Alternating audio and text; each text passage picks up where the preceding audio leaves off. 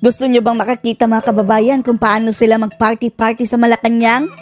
Oh, narito pa ang patikim dito sa party-party ng Malacanang. Yehey! Yum! Na kung saan, Birit King, eto ang ating presidente, si PBBM mga kababayan. At syempre, mahilig kumanta eh. Oh.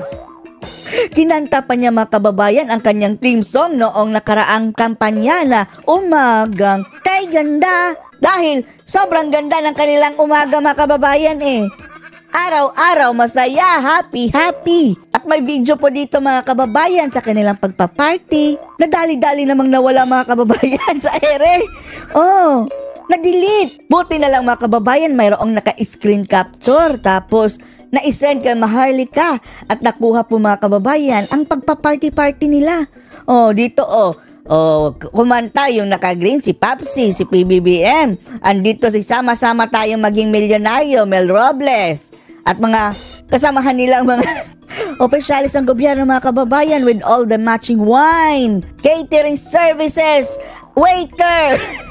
Hindi si Chis Escudero ha, pero mga talagang high-end the waiter mga kababayan with all the menu and mamahaling drinks.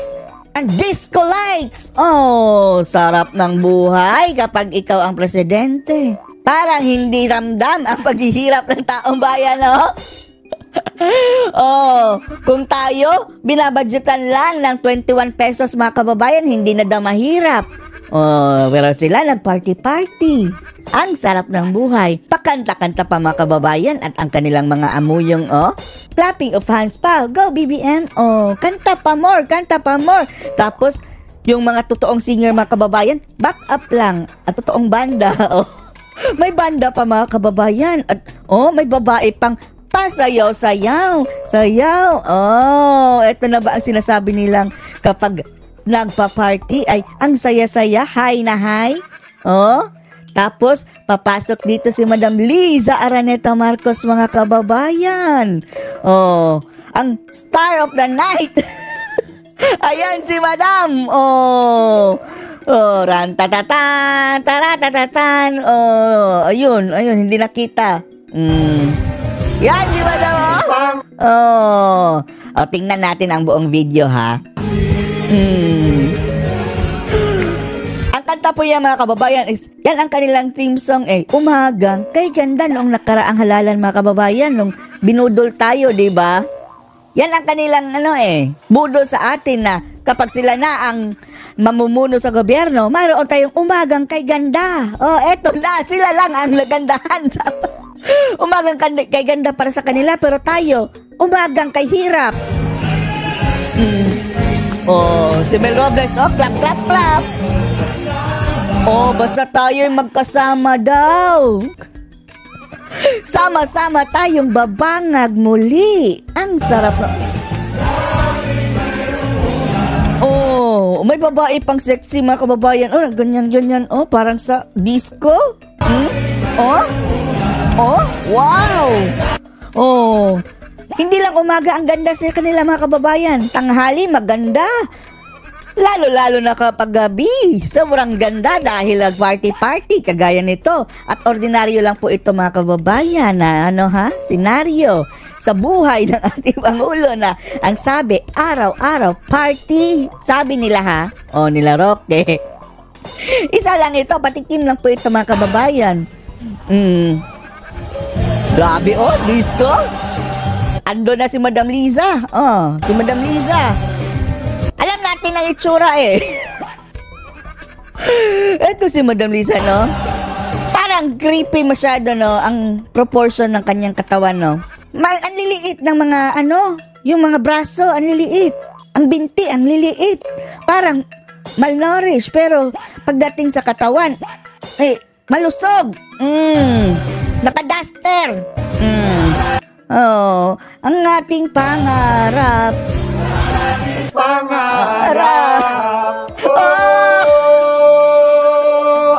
Hahanapin natin. Ito na po mga kababayan yung dati nilang kantahan noong kampanya. Ito ang pinakita nila mga kababayan na windmill, diba? Ang sarap ng buhay.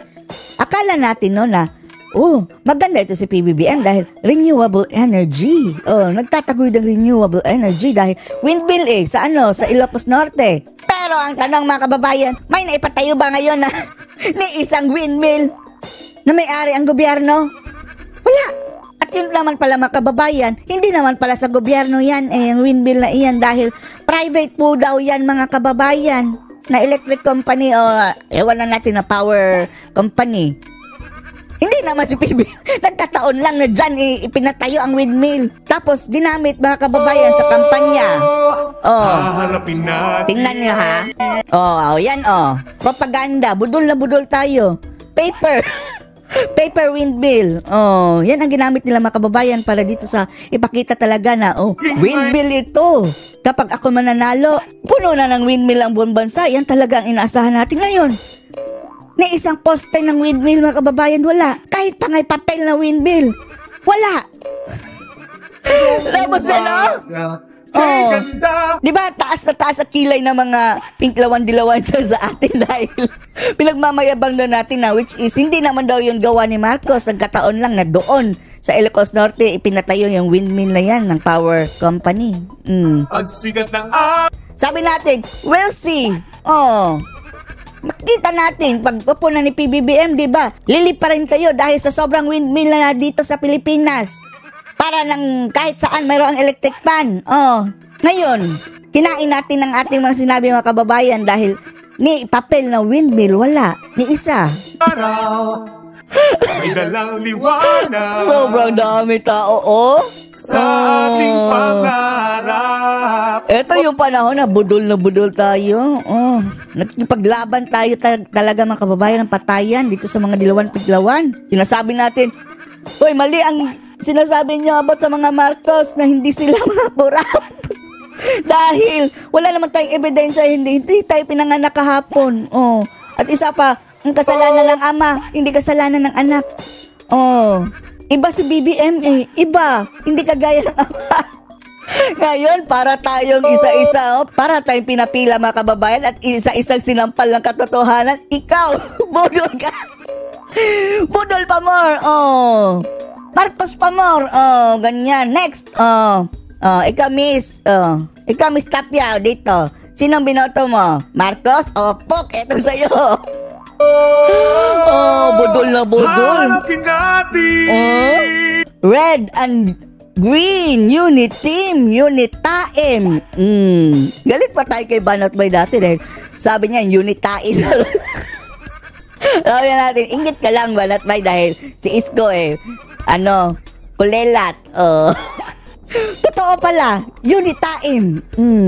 Ngayon mga kababayan, ang unit team na ng mga demonyo, ng mga dilawan, pinklawan, makapula, makakaliwa, ganyan.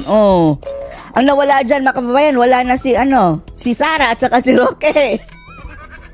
Ang mga unit taim mga kababayan, naiwan. Lalong-lalo na yung si Haka-Haka, si Gadon, na aka Babo. Isa pa yung mga kababayan. Budol na budol. Umagang kay ganda. Ang sarap ng buhay mga kababayan sa Palasyo Malacanang. Sabi nila, inggit lang daw tayo. Bakit hindi tayo maiinggit? Pera yan ng bayan. At hindi naman kami naiinggit. Galit na kami. Galit kami dahil sa hirap ng buhay, sa hirap ng mga Pilipino. Naglulustay kayo dyan. Party. Diyos mio, huwag niyo sabihin sarili niyang pera. Mga gabinete nandyan si Mel Robles.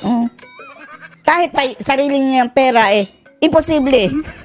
Imposible po mga kababayan dahil noon po yan konserto sa Malacanang.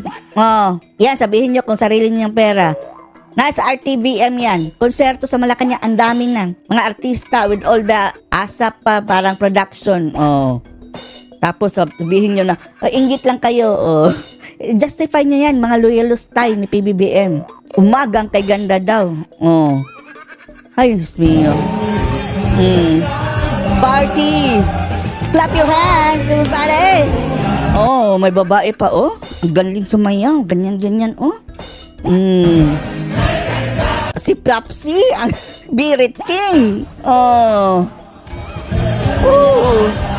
Yeah, Madam Lisa, Madam Lisa, go, go, go! Breakdance! Nabura. Nabura po ang full video niyan mga kababayan. Buti na lang mayroong nag-screen record tapos sa isang kay Maharlika, isinend. Pinost ni Maharlika. Ano masasabi niya dito mga kababayan sa party sa Palasyo Malacanang? Post the comments below.